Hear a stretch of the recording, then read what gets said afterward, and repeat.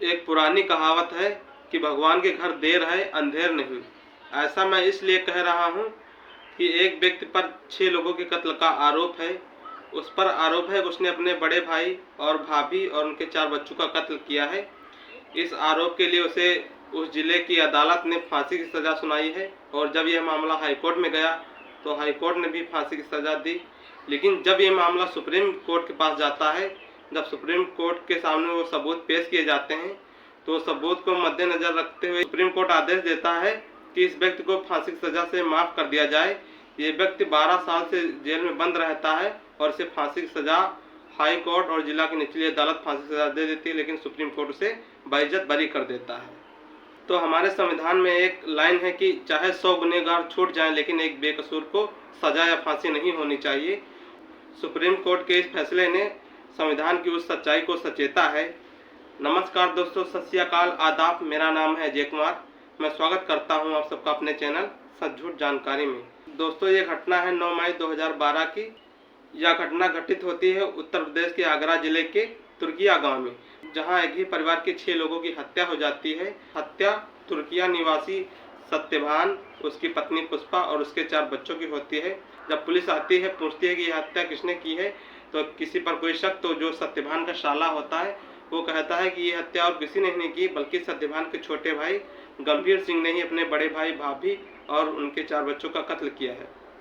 तो पुलिस सत्यभान के साले की गवाही के आधार पर गंभीर सिंह और उसकी चचेरी बहन गायत्री को गिरफ्तार कर लेती है। मौके पर जो हत्या के हथियार होते हैं वो कुल्हाड़ी और ड्रैगर यानी कटारी को भी साथ लेकर चली जाती है और चार्जशीट बनाती है और जिला के सत्र न्यायालय में पेशी चलती है। ये कार्रवाई तारीख दर तारीख चलती रहती है।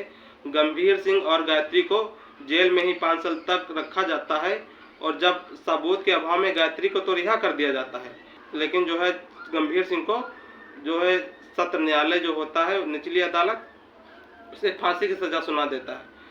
उसे अरेस्ट किया गया था 2012 में। सत्र न्यायालय ने उसे सज़ा सुनाई 20 मार्च 2017 को, लेकिन गंभीर सिंह कहता रहा कि मैं बेकसूर हूँ, मैंने जुर्म नहीं किया, मैंने अपने भाई के परिवार के लोगों को नहीं मारा है।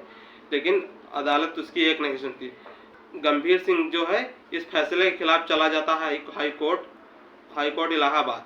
जब इलाहाबाद में ये मामला जाता है तो 2 साल तक इलाहाबाद हाई कोर्ट में ये मामला चलता है और फिर इलाहाबाद भी जो निचली अदालत उसके लिए फांसी की सज़ा देती है, वो हाई कोर्ट भी उसी सज़ा को बरकरार रखता है। हाई कोर्ट भी अपना फैसला 2 साल बाद 9 जनवरी 2019 को सुनाता है कि नहीं, तुम्हें फांसी ही दी जाएगी, तुमने संगीन जुर्म किया है।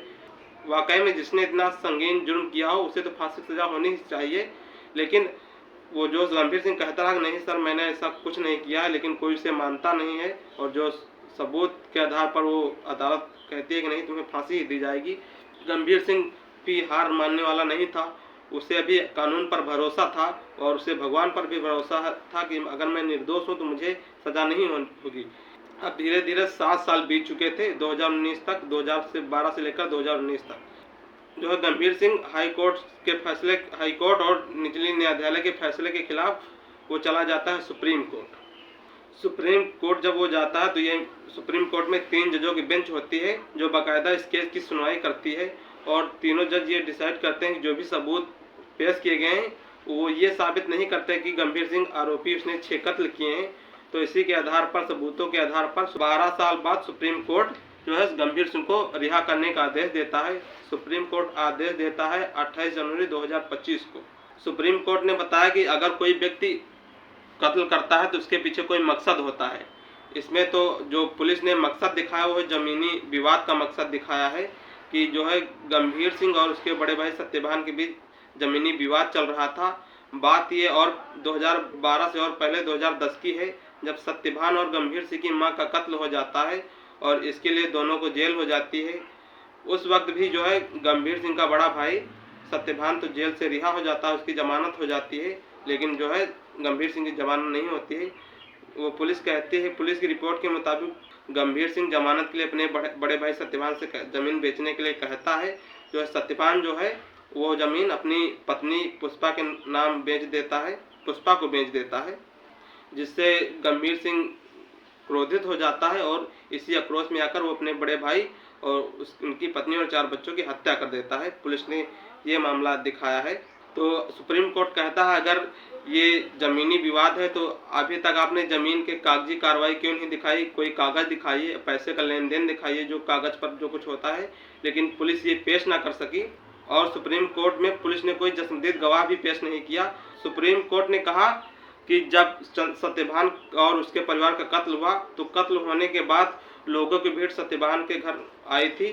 कत्ल होने से पहले अगर किसी ने कत्ल करते हुए गंभीर सिंह को देखा है उसको आप बुला कर लाइए। पुलिस जस्मदीद गवाह को पेश न कर सकी। पुलिस ने जो है गंभीर सिंह को गिरफ्तारी दिखाई थी, जो है तुर्किया से 10 किलोमीटर दूर एक रेलवे स्टेशन है अचनेरा नाम का, वहां से दिखाई थी, जो वहां से 10 किलोमीटर दूर है।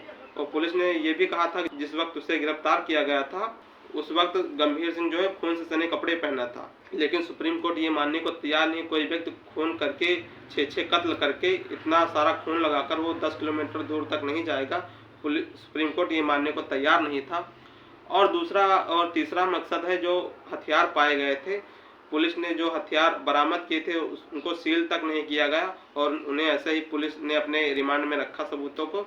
और जब फॉरेंसिक लैब उन हथियारों को भेजा गया तो वहां पाया गया उन पर कुछ खून के बूंदे तो हैं लेकिन ब्लड ग्रुप का कोई रिपोर्ट नहीं दी गई फॉरेंसिक लैब से, जिसके चलते उसे रिहा कर दिया गया, सबूत नहीं माना गया उन हथियारों को। और चौथी जो आलोचना सुप्रीम कोर्ट ने पुलिस की जो है तफ्तीश पर लगाई और जो जिला न्यायालय और हाई कोर्ट की भी आलोचना सुप्रीम कोर्ट ने की कि आपने किस आधार पर ये फैसला किए। इन सबूतों के आधार पर गंभीर सिंह को सजा नहीं दी जा सकती। सुप्रीम कोर्ट ने तुरंत जो है उसे रिहा करने का आदेश दिया गंभीर सिंह को।